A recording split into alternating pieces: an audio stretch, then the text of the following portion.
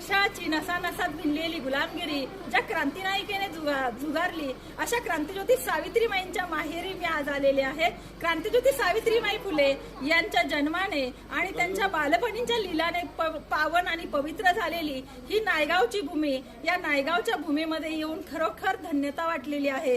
आणि खरंच माई तुम्ही होतास म्हणूनच श्रीची चूल आणि मुली ही चौकट मोडली। माई तुम्ही होतास म्हणूनच श्रीनं आजपर्यंत प्रत्येक लढाई जिंकली आणि प्रत्येक क्षेत्रामध्ये सावित्रीची लेख आज गरुड भरारी घेताना आपल्याला त्या ठिकाणी दिसत आहे। आणि म्हणूनच मी प्रत्येक सावित्रीच्या लेकीला आवाहन करते की प्रत्येक सावित्रीच्या लेकींनी नायगाव माहेराला या आणि क्रांतिज्योती सावित्रीबाई फुले यांना अभिवादन करून त्यांच्या कार्यातच आपलं कार्य दडलेलं आहे, त्यांच्या हितातच आपलं हित दडलेलं आहे। या माऊलीचे अनंत उपकार आहे, कारण अंगी सहन करून शेना चिखलांचा मारा, दीन दुबाल्या अबलांना दिला हक्काचा निवारा। अशा क्रांतिज्योती सावित्रीबाई फुले यांच्या माहेरी येऊन मला त्या ठिकाणी धन्यता वाटलेली आहे। नक्की सर्व महिलांनी मी आवाहन करते की तुम्ही सुद्धा नायगावला या।